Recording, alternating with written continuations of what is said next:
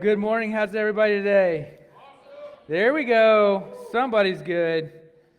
That's what I want to hear. Good morning, everybody online.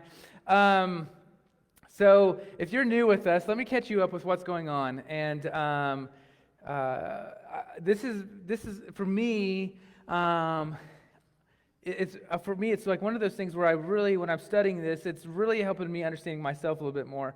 It's perhaps the greatest message, the greatest words that we have in all of in the entire world, past, present, and future. And so really it's this moment when Jesus is talking to his followers. And so let me go ahead and preface this real quick, especially if you're new with us or kind of new to church or whatnot, is the reason that we believe in the words of Jesus is because of his resurrection. And so his resurrection helps us to understand whatever he says is legit. So either he's 100% correct or he's 0% correct. And his resurrection would say 100% correct. And so that's why we talk about his words all the time and why we're studying his words and why many people actually disagree with his words because they don't like the things that Jesus says. But I'm one of those guys like, you know what, when you predict your own death and resurrection and pull it off, we kind of just kind of go with what you say, right? You know, if you can do that, I may just end up following you.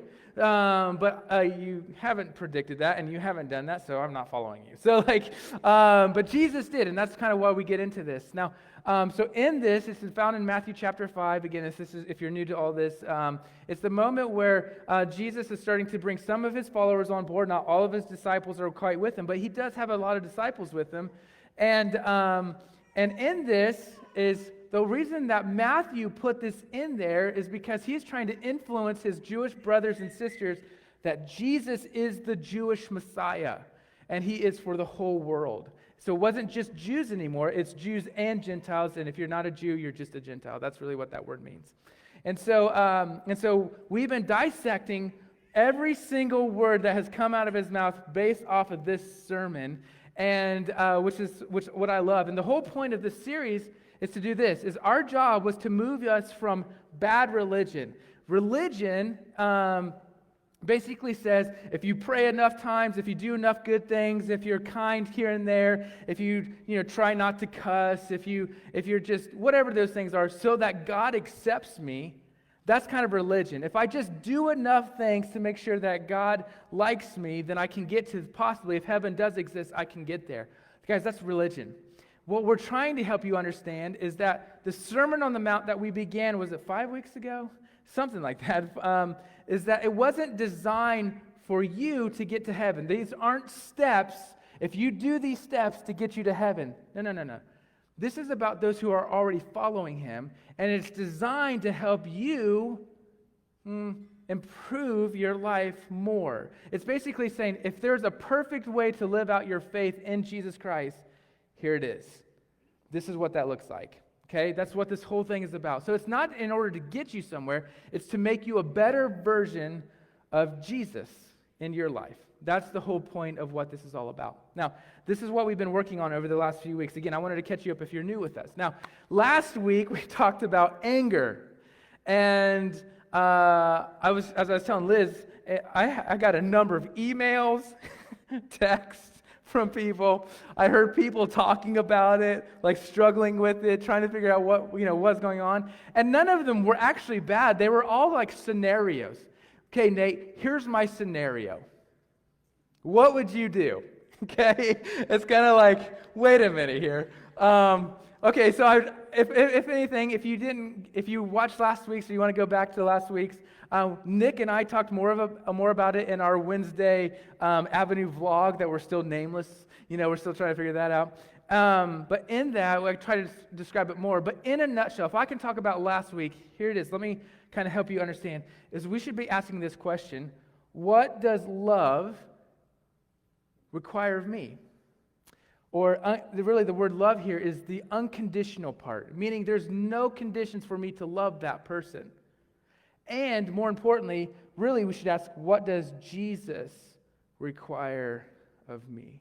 So when I'm angry, when I want to hate, when I want to hurt, the question is what does Jesus require of me? Or in other words, what does love require of me? Now, we're going to push pause in a sense on the anger because I ended up. We're going to see how anger kind of goes with today, and we're going to pick anger back up next week.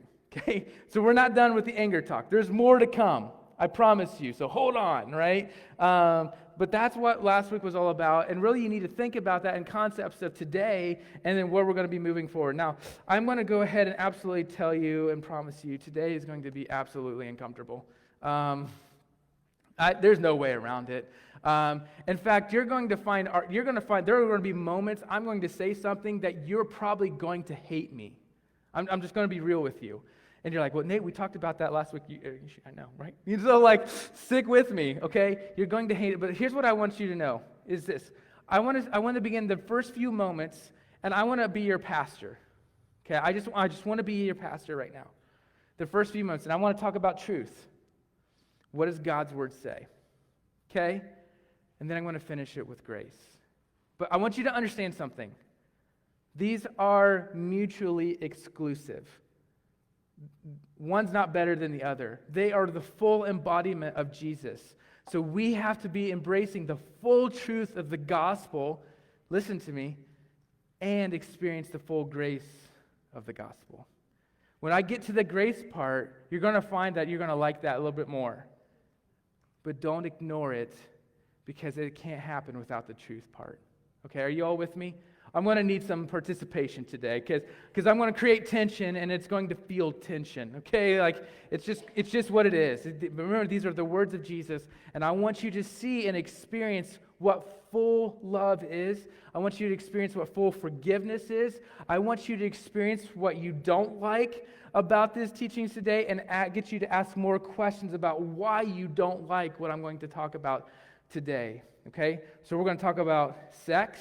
We're going to talk about divorce, and we're going to talk about character, your oaths, your words, the truth of your words. Okay, we're going to talk about all of those today. So embrace, ready, let's go. Matthew chapter 5, starting in verse 27. So last week we ended with 26, now we're on verse 27. Here's what Jesus says. He says, "You have heard that it was said, 'You shall not commit adultery.'" Now remember, if you're new with us too, he's actually quoting Exodus chapter 20, verse 14. So in the very beginning of the Bible, there's Genesis, Exodus, Leviticus, Numbers, and Deuteronomy.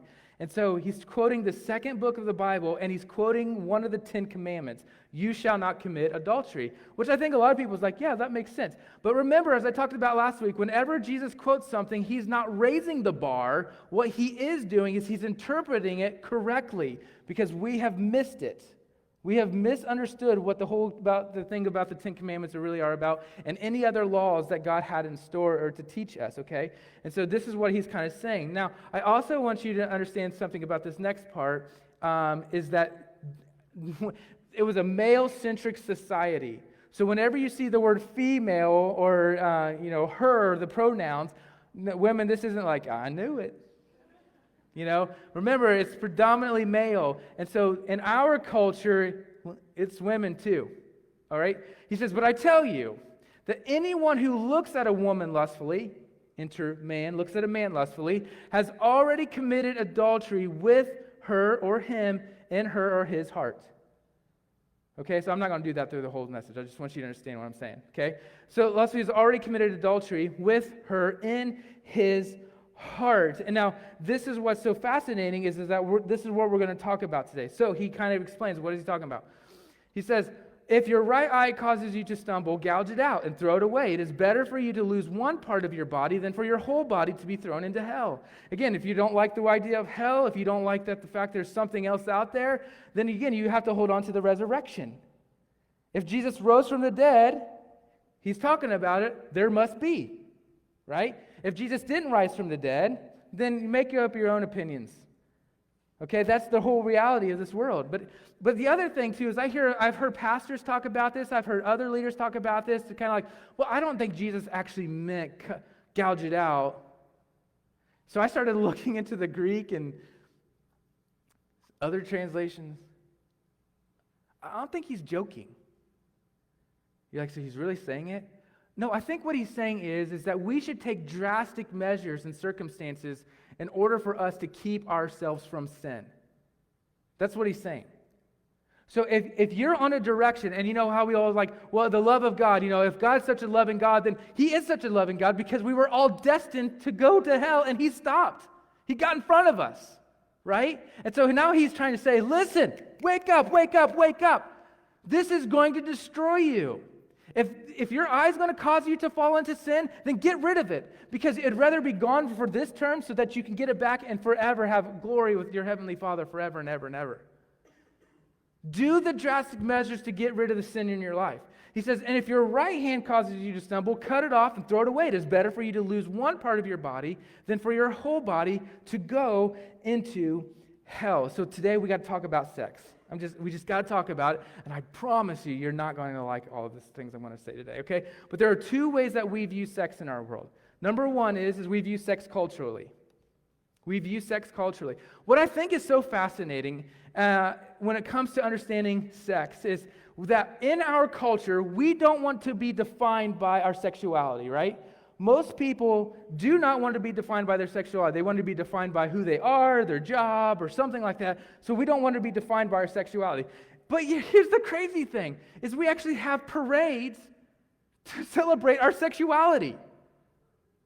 We actually have social media posts that we post everything on there to talk about, hey, this is what my sexuality is. Hey, this is what sexuality is. This is what we should be embracing. So you don't want to be defined by it, and yet it's the only thing that you're pushing to define who you are. That's our culture. That's our culture. So here, let me show you some things. When you look up on the internet, sex is the number one search word on the internet. It's the number one search word on the internet. And Google, just Google alone, it's in the top 5. The top 5 searched word on Google. I think it's actually higher, but you can see disclaimers that Google has because they didn't want to actually put it up there towards the top. But it's in the top 5. Do you know what the other things are in top 5? Facebook, YouTube, Google. It's funny because that's what it is. And yet there's sex right there in the top 5. 2 out of 3 shows on TV include sexual content and references. 92% of top Billboard songs mention sex. Isn't that interesting? And porn industry revenue stream is larger than Microsoft, Google, Amazon, eBay, Yahoo, Apple, and Netflix combined.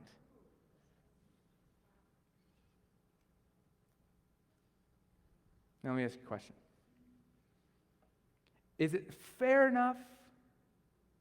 Is it safe enough to say that our culture worships sex? I think it's fair. We want to say we worship other things. In fact, I even think Christians want to say they worship Jesus.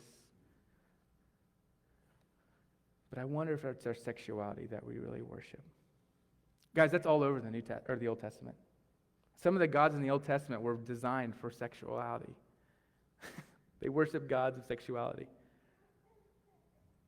This is not new.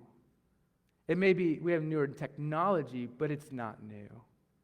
We've been doing this forever and ever and ever. Let me say it this way. I find that a lot of times let me stop. Let me say this real quick. 9 out of 10 men, and that number is higher, you just can't do more. It's like 9 and a half, half of a man, but 9 out of 10 men have been addicted or are currently addicted to pornography. 9 out of 10 men. Right now, studies show anywhere from 5 to 6 women have been addicted or are addicted to pornography right now. Right now. I think it's pretty safe to say that we worship sex. Now, that's the first way to view, is to look at the culture around us. The second way to view sex is the godly way to view sex.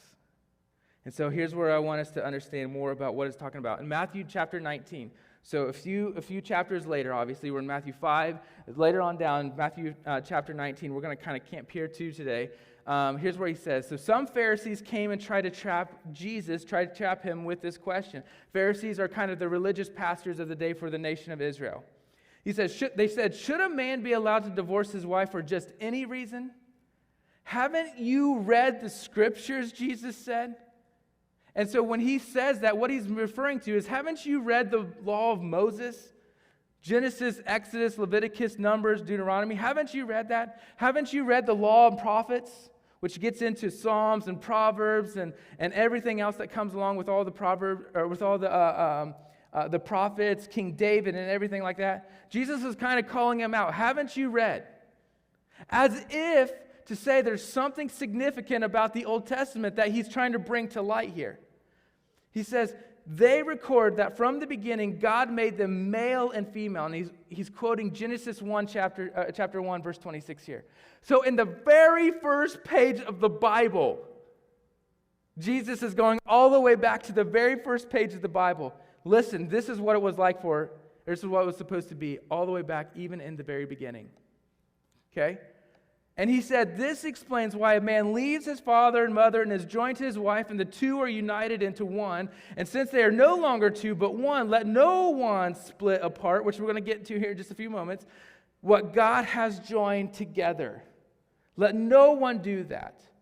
Now, let me kind of talk about this for a moment here. This is where I'm struggling in our culture, and this is where I kind of get ousted, even by people in the church, and definitely people in our culture.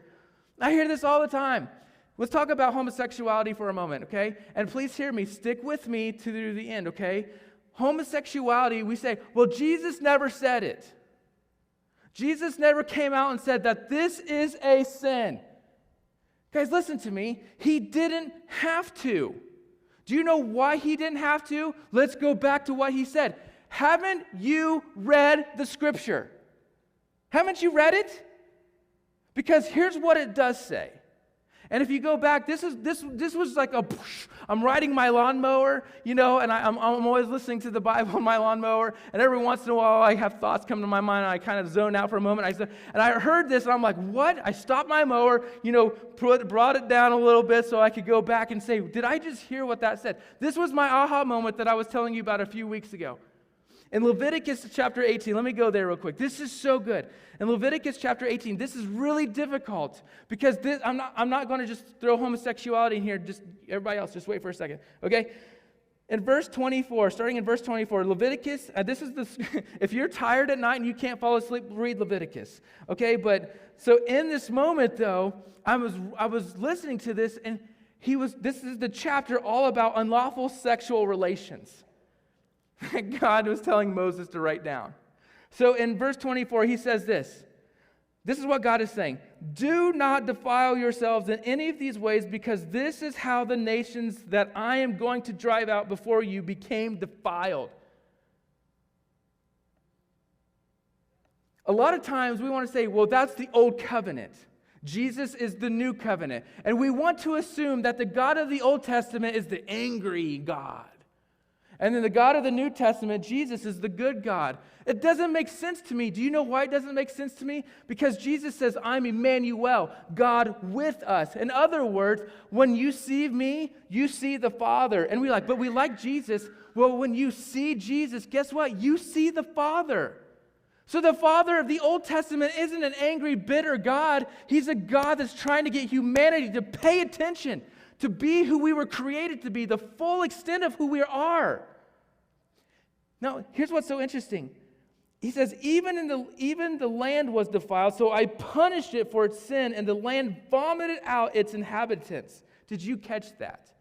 This argument that I hear all the time of, well, that's the Old Testament. Guys, this just said that he's vomiting them out of the land pre-Moses law.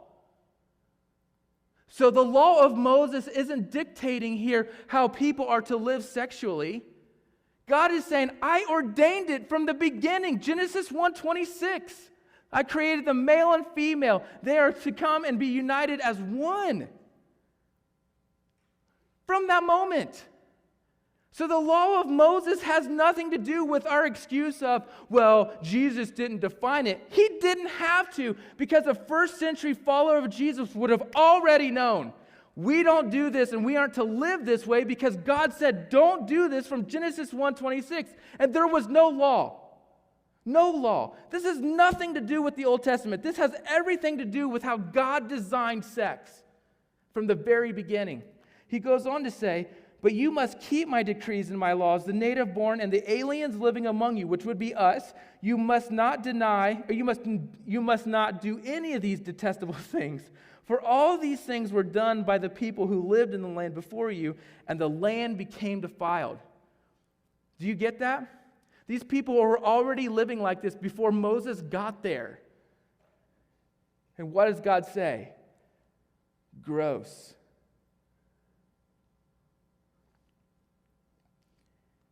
And if you defile the land, it will vomit you out as it vomited out the nations that were before you. Everyone who does any of these detestable things, such persons must be cut off from their people.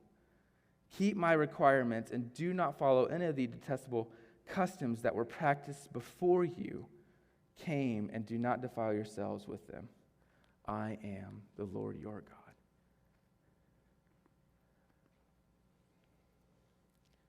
And I see so many Christians in our world today. Progressive Christianity is on the rise because it's just not fair. Or I can't help the way I feel. No, you can. And I'm not saying it's easy. I'm not saying that at all. And I'm not saying that you're the scum of the earth either. Just stick with me. But it is not something that we just ignore. But let's talk about the other part. You know, I've been in ministry now since 2006, so that's 15 years. I've done I'm one away from my 25th marriage that I've done. And all of the marriages that I've done, only 2 have I actually married a couple who has not had sex before marriage. 2. And that's not to say the 23 that I did are bad people, or 22 that I did were bad people. I'm not saying that. In fact, I've loved every marriage that I've done. I've loved every single bit of it. But in our culture, we've come to the conclusion of you got to test drive it before you buy it. Right? And so many people get into these relationships, and if I've done anybody's marriage, you all know that I love you. But I've also made it very clear that what we're going to get to here in just a moment, the divorce rate. When you live with somebody before you're married, and when you have sex with somebody before you're married, the rate of divorce skyrockets because you're having sex outside of the way that God has designed it. Because you don't view marriage the way that God has designed it.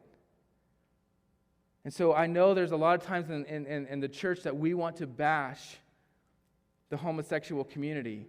The problem is we're not talking about those who are having sex on a consistent basis, and they've not even done anything when it comes to marriage. I don't understand. We're the same way, right? And then you have the next part is how many of us are married and are constantly looking at somebody else thinking, man, they look good.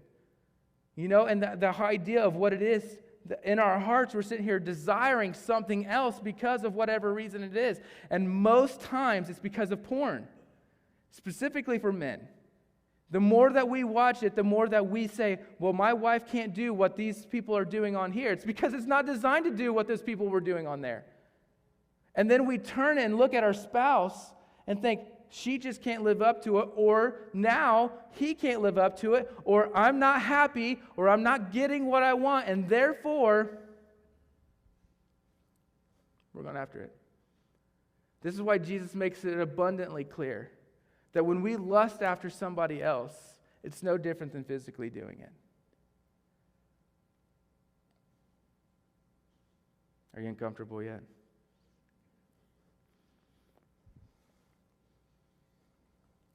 So let's talk about divorce. It has been said, anyone who divorces his wife must give her a certificate of divorce. Again, in this moment, what he is quoting Deuteronomy chapter 24, verse 1.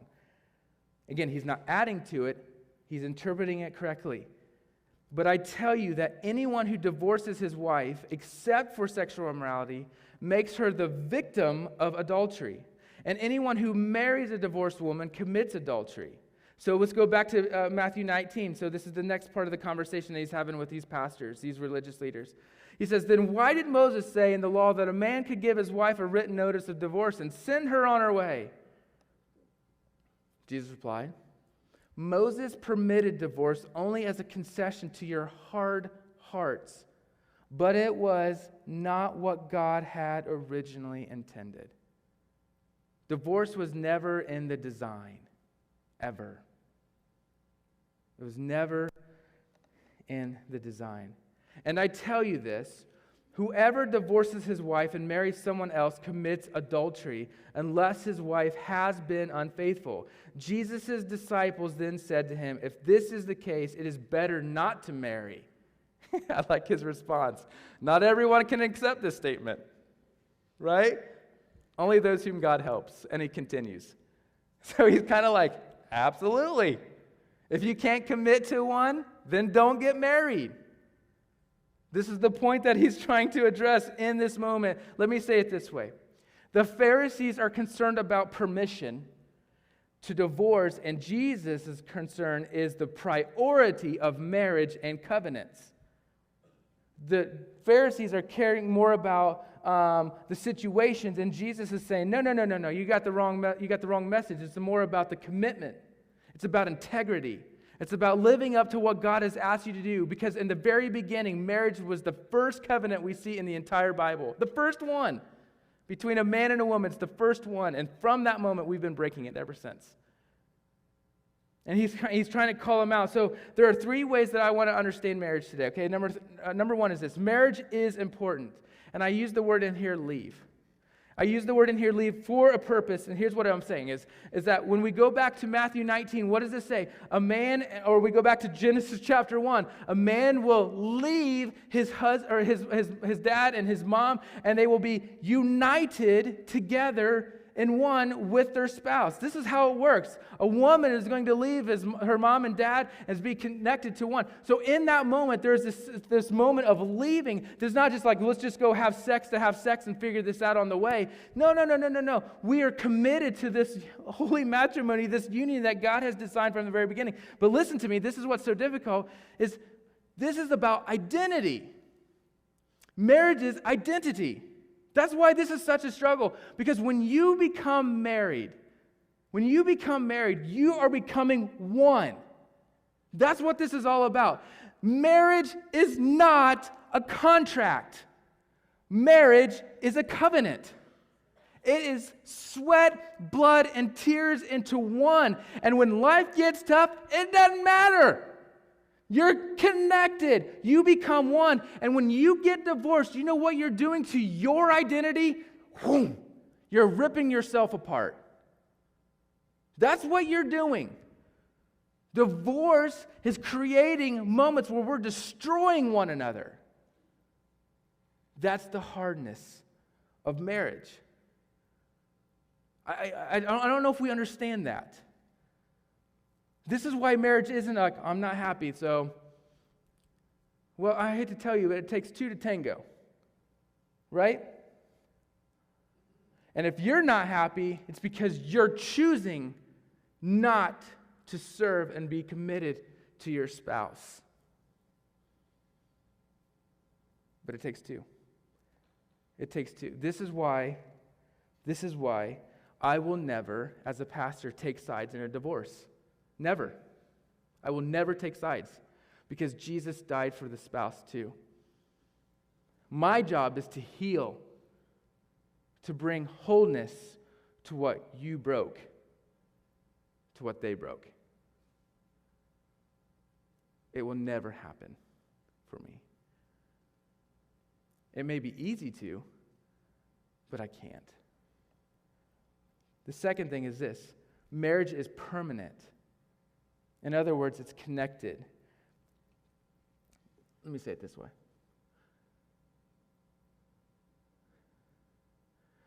This is why it's so abundantly clear that Christians are to marry Christians. And I see this more times than not, that women will find a guy and he'll pretend, or he'll try to think, yeah, I get it. You get married and then they're gone. In a sense, like they're not a part of the church, they're not a part of your faith. But I was hoping, I'm praying, because I love them. No, you made a mistake. You married outside of the way that God has asked you to marry. You know the whole unequally yoked thing? For so many years, I've heard people talk about skin color. I'm like, what is wrong with you?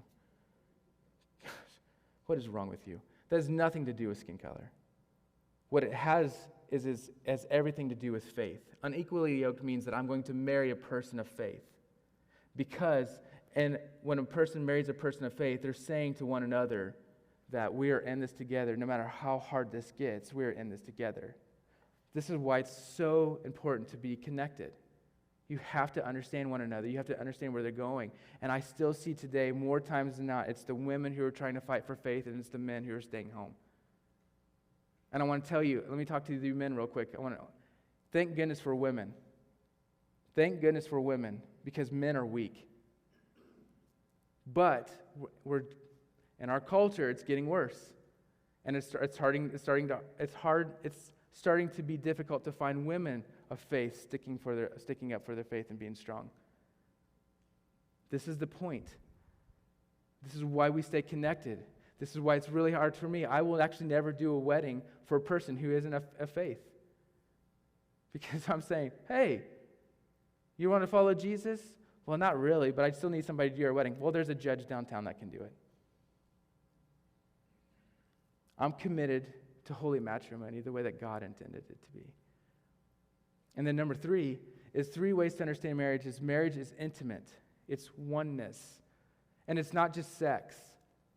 This is why the divorce rate is really high as well, is because for so many of us, we get married to the person we're attracted to, we like having sex with, and then 6 months, a year, 2 years down the road, we realize, man, that's not what I wanted. You're starting to realize sex is all it's meant to be, right? Because there's more to marriage. Marriage is more about community, it's connectedness, it's oneness. And oneness is talking about that our finances are together. Do you know how many weddings and people I do, when I talk to them, they all still have their own accounts? That just means you're not committed in your marriage. If you have different accounts, it means you're not connected in your marriage. You know why? Because you can still hide things from your spouse. That means you don't trust her. You don't trust him. You're not oneness yet. Or when we talk about parenting, where are you at in your parenting and living up to those expectations? Where are you at when it comes to sex and understanding how to figure those out with one another? All of these reasons are the reasons that people get divorced. Finances, we get divorced over sex, we get divorced over I'm not happy, we get divorced over tough moments in our lives, we get divorced over children. And not one of those are a good enough excuse for Jesus. Marital unfaithfulness. But everything else, if you've gotten divorced over that, then you have sinned and committed adultery. And your ex-spouse is now committing adultery if they're married because of that moment. Anybody uncomfortable yet? And then lastly, let's talk about integrity. Again, you have heard that it was said to the people long ago, do not break your oath, but fulfill to the Lord the vows you have made. And again, he's quoting Numbers 30, verse 2. He says, but I tell you, do not swear an oath at all, either by heaven, for it is God's throne, or by the earth, for it is his footstool, or by Jerusalem, for it is the city of the great king. And do not swear by your head, for you cannot make even one hair white or black. All you need to say is simply yes or no. Anything beyond this comes from the evil one. Integrity. This is why our relationships fall apart. Because we are not to say, well, I promise, or I swear, and the question is, why do we have to say those things? Why doesn't our life reflect as somebody of integrity? Why can't I just say, you know what, when I say yes, then I'm going to follow through on it. And when I say no, I'm going to follow through on it. How many parents do this with their own kids? You can't do that, and then a few moments later, then you let them do it.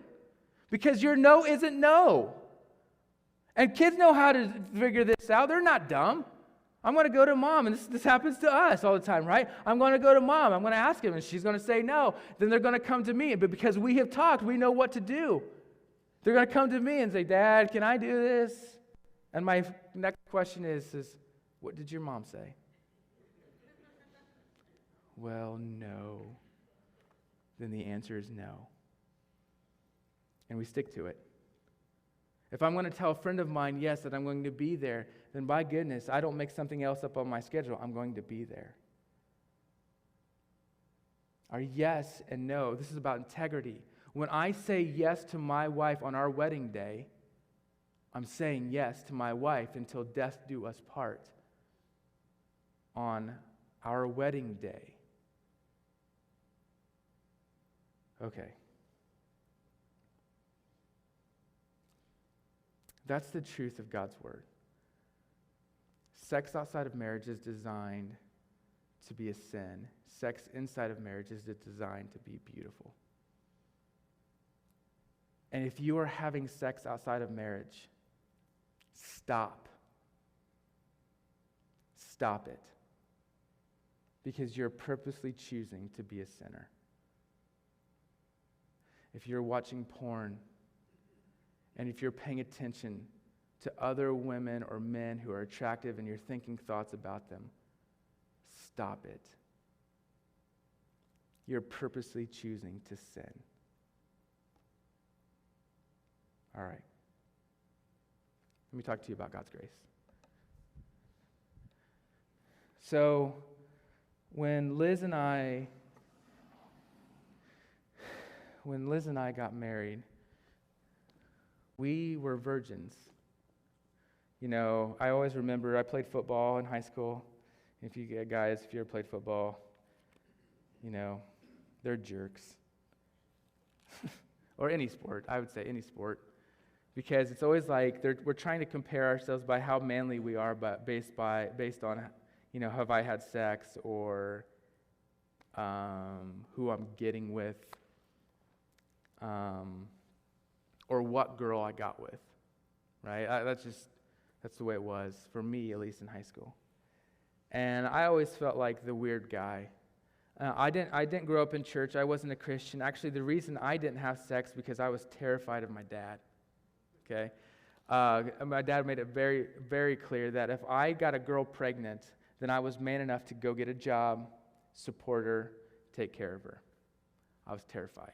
And my dad knows a lot of people in that town. So there was that. And then when I became a Christian, I started paying attention to some of the things that was said in here.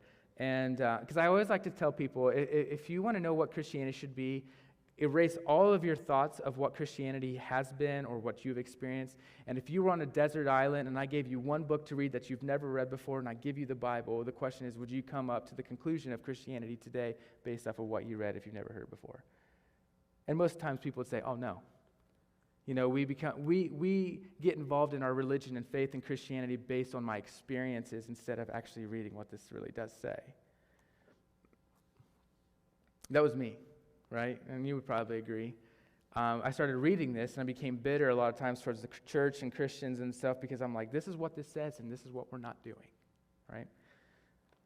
I was judgmental, and God had to break me of that.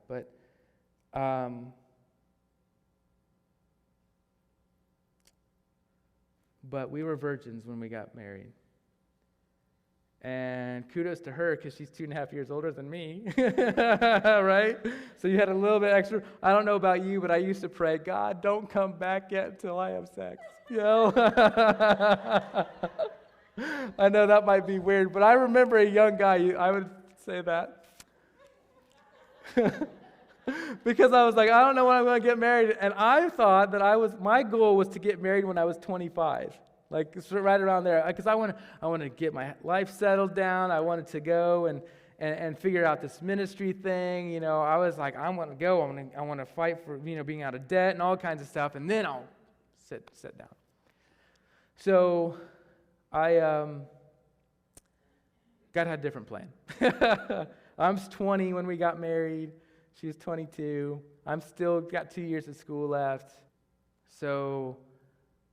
When when I was 13 years old, my best friend's dad got me started on pornography. And, this is, the internet's not all that great yet, right? So, this is, the early to mid-90s. And, AOL, that kind of stuff. And so I'm walking in one day with him, and he's in there looking at pictures and things like that. And I can remember, I don't know what to do. I didn't know what to do in the moment. But that was my first moment of experiencing that. And from that moment on, it was a struggle. I got to a point where I was watching it so much that I destroyed my mom and dad's computer. And I can remember then when I became a Christian, I was 16 years old. I don't remember the day, but I remember that moment in my life. I started to realize that, so I started to read this and started to talk. There was these things in here, adultery and things I'm like, oh my goodness. And I inherently knew that something was wrong. I shouldn't be doing this. There was something in me that was saying I shouldn't be doing this. But now I had proof that I shouldn't be doing this. And so I'm like, I don't know what to do. And I can remember I'm dating this girl at this point now. And so I'm still kind of in and out of this addiction. I read a book called Battlefield of the Mind and all kinds of things. And I wanted to get rid of this stuff in my life. So I did the very next thing is I went to my girlfriend who I'd been at this point dating or with for 3 years. I thought, man, she's the one. We're high school sweethearts, but going to college, she's the one. But I needed to know that if we're going to go into this, I needed, as what I'm reading here, is to bear my sins to her, to let her know what she's getting, and hopefully she'll forgive me and move on. And she never forgave me. And we ended that relationship, and that was very difficult. I'm grateful for it now, but that was difficult. So I can remember I came across this thing called XXXchurch.com. And it was the title was the #1 Christian porn site. And it was so good. I would challenge you to go to it, XXXchurch.com. And the reason is because it absolutely fights pornography. There are pastors who started this who is trying to help fight against the porn industry, not as a judgment, but more of a helping them and understand what they're doing. And it was also for pastors, it's for people, it's for anybody. And I downloaded the software, and for that moment on, it kind of began this moment of transformation for me. Because part of the software is accountability, and through that accountability, I put my best friend on there, who's my accountability partner, and I put my mom on there. Right? I'm not watching anything now. So, and I started to heal. It was wonderful. I'm in the Word, I'm praying and I'm talking, and then we meet. Now, in this long story short, I had a friend in college who was really high up in kind of the college student things, and I remember the dean of students saying, "We're checking your computers and we're watching this," and then a year later, this friend of mine says, "Oh, they don't do that." So I was like, dude, that was stupid. And then because I had the software on there, I was online one time doing a research project through our online library of the school, and I brought down the school library online. They actually thought I did it on purpose. They actually came to my dorm room and confronted me as kind of like I was a criminal. I'm like, I don't even know what you're talking about. And they come to find out my tracker, that it keeps me accountable, that it checks sites, it pings off of sites. Well, it was pinging so fast that it brought down the school library. They looked at me and said, "Are you going to be okay? Because we got to take this down." I said, "Yes," and fell right back into it. So then we meet, we get married. And I thought, probably like a lot of guys thought, that marriage will end my porn addiction. And it did for a while. And then I got back into it. And I would say that was some of the angriest times of our lives, specifically me. She didn't know it, but I struggled to be intimate with her. I struggled to see her the way that God saw her, to love her the way that God loved her, and asked me to love her. And I was a jerk. And a lot of it had to do with my porn addiction. And she stuck with me through it. Now, she didn't know it at the time. So we moved to Missouri, or we moved to Findlay, Ohio from Missouri, and there would be moments again. I'm winning the war against it, and I'm losing the war against it. I'm winning the war against it. I'm losing the war against it. And I remember putting that tracker back onto my computer again because I said, enough is enough. I don't want to do this anymore. Like, it's destroying my life. I'm in ministry too, and it's destroying my marriage. And one day, she comes running in, I think from the bedroom. She got an email, and it showed all the things that I was on in one day. That was probably one of the worst days of my life.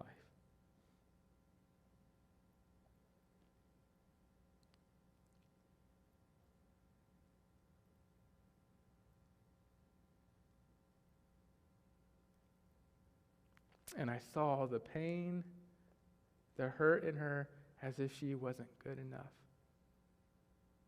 Because she could never compare to what I was watching and seeing and doing. And in that moment, I said, enough is enough. And thank God she forgave me. And it took years. This is probably 2011, 10 years ago. And never again, but I've been a man of adultery most of my adult life, starting when I was 13 years old. Women should never have to feel that they have to measure up to something that I watch online. And men should never have to feel that either. But guys, sex is destroying our world. Divorce, lying, cheating is destroying who we are. And they also say that when you get married and you get divorced, and if you're in your second marriage, the rates of you getting divorced again are significantly higher than it is for your first. And if you get divorced again and you're in your third marriage, the rates are even significantly higher after that. Because you no longer see the people you're married to as something that's long-term. It's just a moment. And then when this doesn't work out, then I can find me one more. So here's what I want to share with you. So in John chapter 8,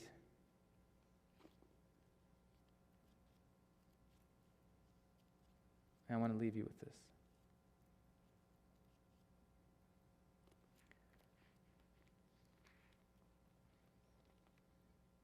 John chapter 8.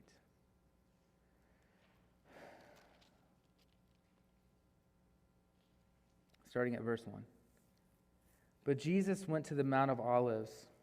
At dawn, he appeared again in the temple courts, where all the people gathered around him, and he sat down to teach. So, you got to imagine, he's in the temple, he's in the church, and there are tons of people around. The teachers of the law and the Pharisees brought in a woman caught in adultery. They made her stand before the group. Think about this for a second, though. People were watching her do this. Like, don't just read over the words. People were watching her having sex with another man outside of the way it was intended to be. Okay? And here's where my struggle is where's the man? They made her stand before the group. Can you imagine the humiliation right now? I mean, what's the point of living now? And said to Jesus, "Teacher, this woman was caught in the act of adultery. And the law of Moses commanded us to stone such women," which is true. It says that. "Now, what do you say?" And they were using this question as a trap in order to have a basis for accusing him. They didn't care about the woman. They didn't even care about the man. They cared about figuring out how to get this guy. And they used somebody else to try to figure out how to destroy him. But Jesus bent down and started to write on the ground with his finger. We don't know what he was writing. And when they kept on questioning him, he straightened up and he said to them, "If any one of you is without sin, let him be the first to throw a stone at her." Again, he stooped down and wrote on the ground. At this, those who heard began to go away one at a time, and the older ones first, until only Jesus was left, with the woman still standing there. Jesus straightened up and asked her, "Woman, where are they? Has no one condemned you?" "No one, sir," he said. "But who had the right to condemn her?" "Jesus, because he was without sin." He says, "Then neither do I."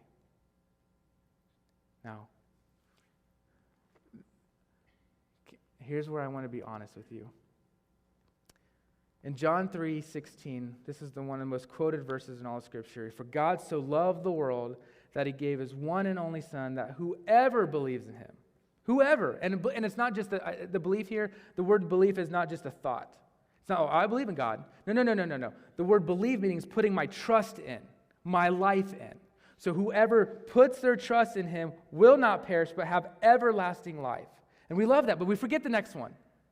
"For God did not send his Son into the world to condemn the world," but to what? To save it, right? And I think so many times the church has messed this up because we are so good at condemning.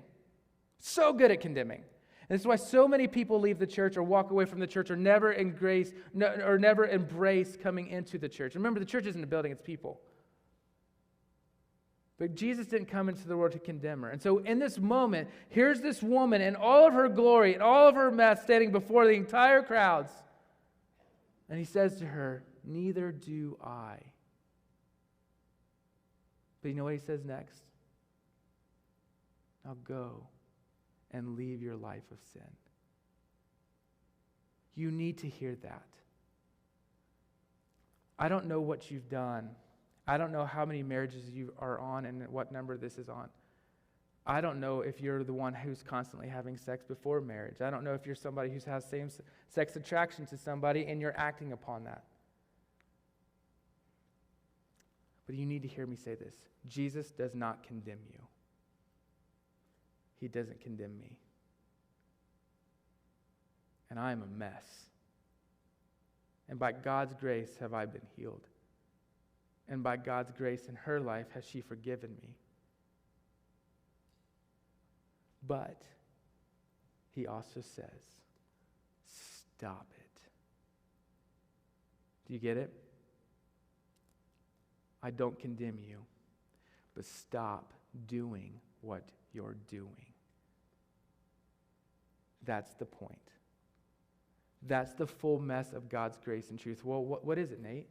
So what if I mess up again? Is he not going to forgive me? No, he's going to forgive you. He did already. So then I can keep on doing it? Nope. Wait a minute. You just said if I mess up that he's going to forgive me. Yep. But if I do it again, he's going to forgive me? Yep.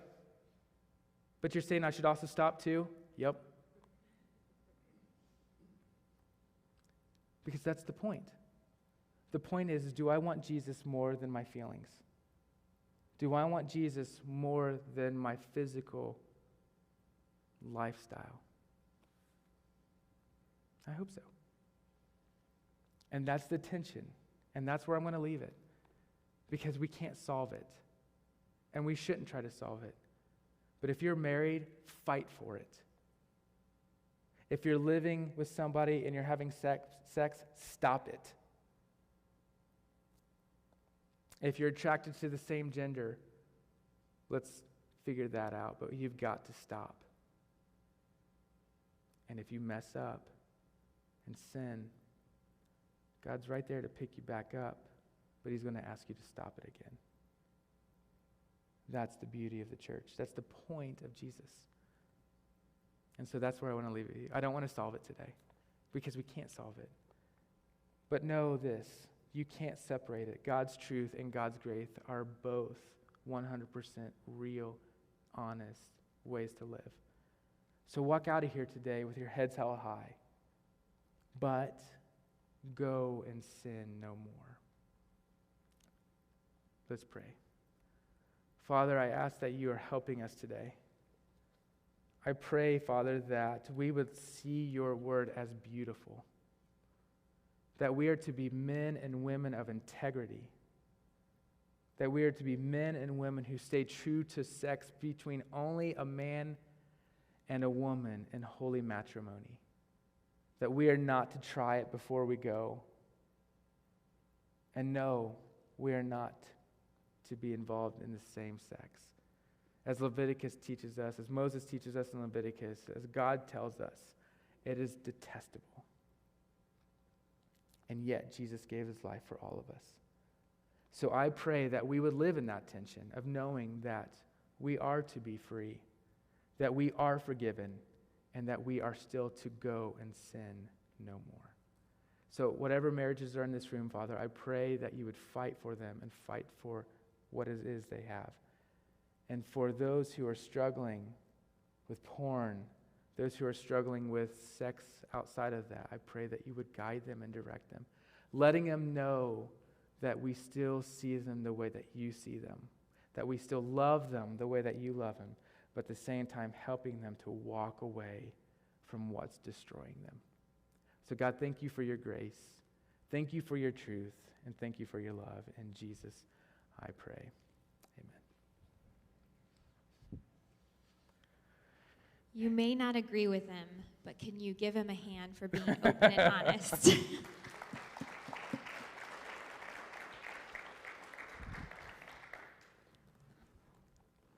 Oh, sorry, hon. All right, here's your homework for today, because if you're new with us here at Avenue, we believe that Sunday is a launching pad for how we're going to live this out the rest of the week. Amen? Yeah. So here's our homework. What was said today that you don't like, agree with, or struggle with, and why? These are real, hard, tough questions to go through, but find someone that you trust that you can talk about these things with. If sex is designed between a husband and a wife, why do we justify sexuality outside of those perimeters? And why does your identity coincide with sexuality instead of Christ? Great question. Number 3, are you willing to go and sin no more as it relates to your marriage, past marriages, sexuality, and your words? Hey, we have never ever said that we are going to preach an easy message every week here at Avenue. That's not what we're called to do.